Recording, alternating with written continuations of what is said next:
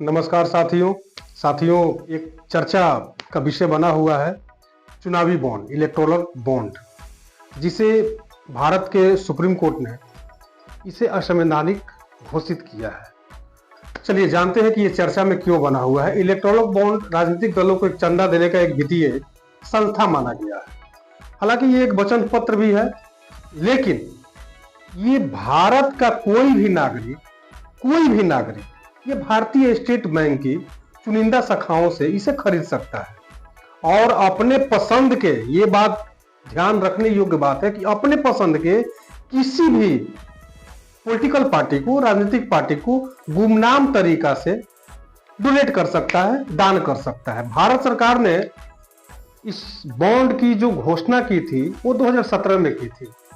इस योजना का जो क्रियान्वयन हुआ, इंप्लीमेंट हुआ, वो 2018 में इसे कानूनन लागू कर दिया गया। इस योजना के तहत भारतीय स्टेट बैंक राजनीतिक दलों को धन देने के लिए बॉन्ड जारी कर सकता है। कौन कर सकता है? भारतीय स्टेट बैंक कर सकता है। इन्हें ऐसा कोई भी दाता खरीद सकता है जिसके पास एक ऐसा बैंक खाता है जिसकी केवाईसी की पूरी जानकारी उपलब्ध है। इलेक्टोरल बॉन्ड जो कि चर्चा में बना हुआ है, भुगतानकर्ता का इसमें नाम नहीं होता है। ये एक तरह से गुमनाम पत्र इसको हम बोलेंगे।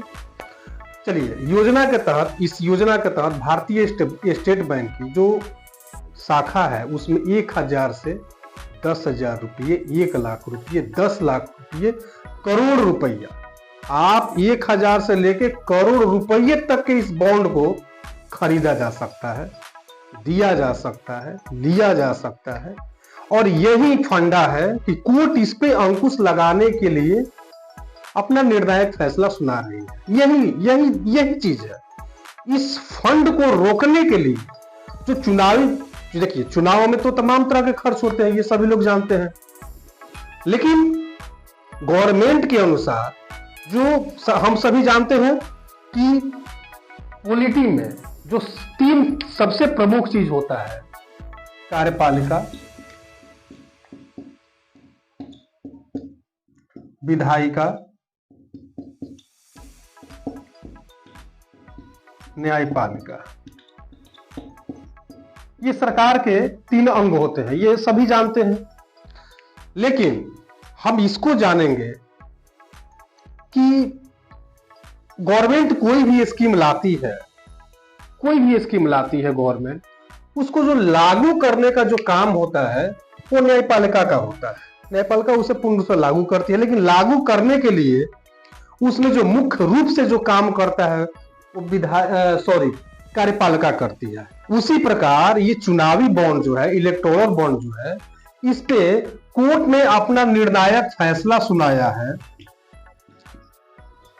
कि जो इसमें गलत तरीका से हम जो पैसा खर्च कर रहे हैं, जैसे एक चुनावी सभा होती है, भाषण होता है नेताजी का, मंत्री जी का, विधायक जी का, सांसद का, या आप ग्रामीण क्षेत्र में जो चुनाव होते हैं, ग्रामीण चुनाव, पंचायत चुनाव, उसमें जो खर्च होते हैं, अब तो कोई भी व्यक्ति जो पॉलिटी से जुड़ा हुआ है, चाहे वो ग्रामीण पृष्ठभूमि की पॉलिटी हो, स्टेट की हो या इंटरनेशनल लेवल की हो, तो आप तो कोई पार्टी फंड चलाते नहीं है।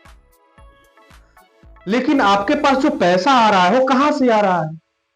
ये ध्यान देने योग्य बात है कि आपके पास जो पैसा आ रहा है वो कहां से आ रहा है और आप इसे खर्च कर रहे हैं, तो उस पैसा का सोर्स ऑफ इनकम क्या है?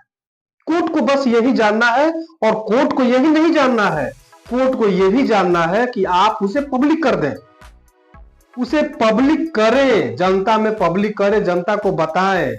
यही सबसे बड़ी प्रॉब्लम है। जो अब आगे ये क्या रूप लेगा नहीं लेगा वो अलग बात है, लेकिन कोर्ट ने इसे जो असंवैधानिक तरीका से इसे बोला कि नहीं, मैं इसे असंवैधानिक ही करार कर दे रहा हूं, ये असंवैधानिक ही रहे, तो यही कारण है। चंदा का लेन देन, पैसा का लेन देन, इस पे रोक लगे और आप इसे पब्लिक करें।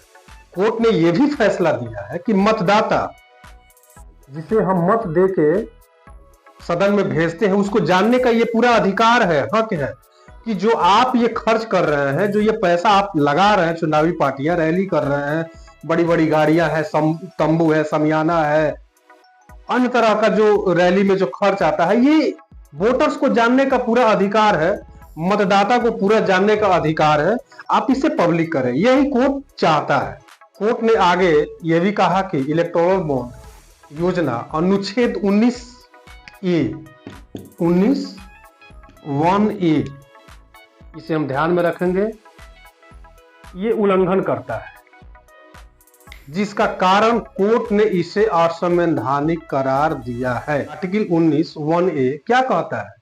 यह अनुच्छेद भारत के नागरिकों को भाषण और अभिव्यक्ति की स्वतंत्रता की गारंटी देता है। चलिए अब हम जानते हैं चुनावी बॉन्ड अपनी भाषा में एग्जाम के पर्पज से, एग्जाम में हो सकता है कभी पूछे जाए, पीसीएस में, यूपीएससी में, अन्य किसी भी प्रतियोगी परीक्षा में, तो जानते हैं ये एक प्रकार का मनी इंस्ट्रूमेंट होता है जो एक बॉन्ड के रूप में कार्य करता है, जिन्हें भारत में कंपनियां या व्यक्ति इसे आसानी से खरीद सकता है और इसे आप किसी राजनीतिक पार्टी को फंड कर सकते हैं, दान दे सकते हैं, और यही एक चंदा के रूप में कार्य करता है, जिसको कोर्ट ने इसी पे अंकुश लगाने के लिए ये अपना निर्णायक फैसला सुनाया है। हालांकि इसमें जो क्या लॉस है, क्या बेनिफिट है, ये अब तो राजनीतिक पार्टियां का ये मुद्दा है और कोर्ट का मामला है, लेकिन जनता को ये पूरा चीज जानने का पूरा हक है। हालांकि जो हमारा लोकतंत्र है, डेमोक्रेसी है, और भारत की जो लोकतंत्र है वो दुनिया का सबसे बड़ा लोकतंत्र है। और लोकतंत्र की जो परिभाषा जो हमें मिली वो कहां से मिली? बिहार से मिली। और बिहार में कहां से मिली? तो लिच्छवी गणराज्य से मिली, लिच्छवी गणराज्य से मिली।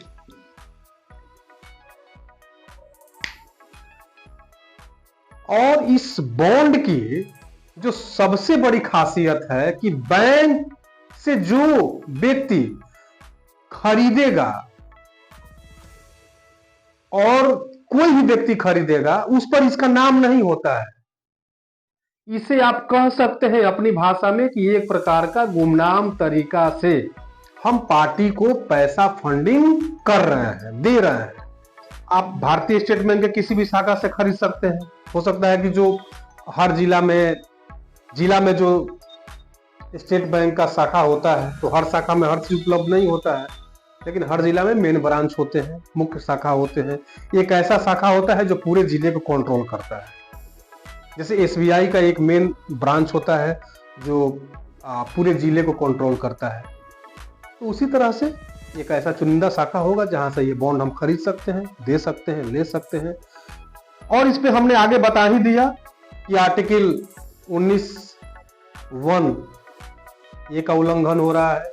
कोर्ट ने यही तो माना है कि पार्टियां इसका उल्लंघन कर रही इस आर्टिकल का, और इस आर्टिकल के तहत आप इसे पब्लिक करें, शेयर करें, बताएं। मतदाता को जानने का अधिकार भी है, क्यों नहीं जाने भाई। जिसे हम चुन रहे हैं, जिसे हम लोकतंत्र के मंदिर में हम भेज रहे हैं, जहां हमारी आपकी समस्याओं को सुना जा रहा है, और जिसे हम चुनते हैं।